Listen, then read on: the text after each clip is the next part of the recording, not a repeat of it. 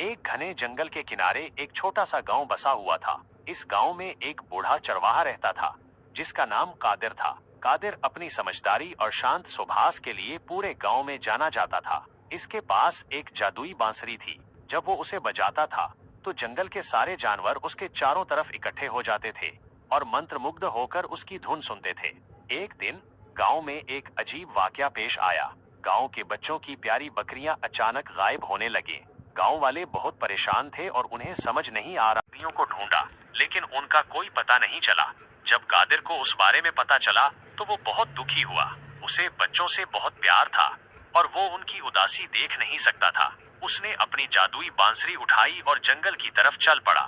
जंगल में पहुंचकर कादिर ने अपनी बांसुरी बजाना शुरू किया। इसकी मधुर धुन पूरे जंगल में गूंज उठी। धीरे धीरे जंगल के जानवर उसकी तरफ आने लगे। हिरन, खरगोश, लोमड़ी और यहाँ तक कि भालू भी इसकी धुन सुनने के लिए इकट्ठे हो गए। जब कादिर ने अपनी धुन पूरी की, तो उसने जानवरों से पूछा कि क्या उन्होंने गांव की बकरियों को कहीं देखा है। कुछ देर की खामोशी के बाद एक बूढ़े सैयार ने आगे आकर कहा, हाँ कादिर, मैंने इन बकरियों को एक अंधेरी गार की तरफ जाते हुए देखा था। वो गार जंगल के इस पार ऊंचे पहाड़ों में है। कादिर ने सैयार का शुक्रिया अदा किया और फौरन इस सिमत में चल पड़ा। लंबा सफर तय करने के बाद वो उस अंधेरी गार के पास पहुंचा। गार का दहाना बहुत तंग था और अंदर अंधेरा छाया हुआ था। कादिर ने अपनी जादुई बांसुरी फिर से बजाई। इस बार उसकी धुन में हौसला और उम्मीद भरी हुई थी। जैसे ही बांसुरी की आवाज गार के अंदर गूंजी, बकरियों की ममियाने की आवाज सुनाई देने लगी।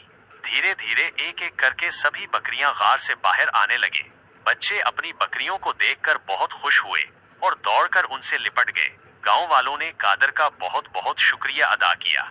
जब कादिर ने पूछा कि बकरियां गार में कैसे पहुंचे, तो एक छोटी बकरी ने बताया कि वो खेलते खेलते रास्ता भटक गई थी और गलती से गार के अंदर चली गई थी।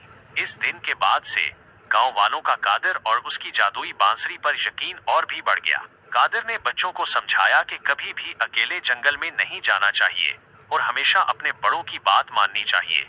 और इस तरह कादिर ने अपनी समझदारी और जादुई बांसुरी की मदद से गांव के बच्चों की प्यारी बकरियों को वापस लाकर गांव में खुशियां लौटा दी। कैसी लगी आपको ये कहानी?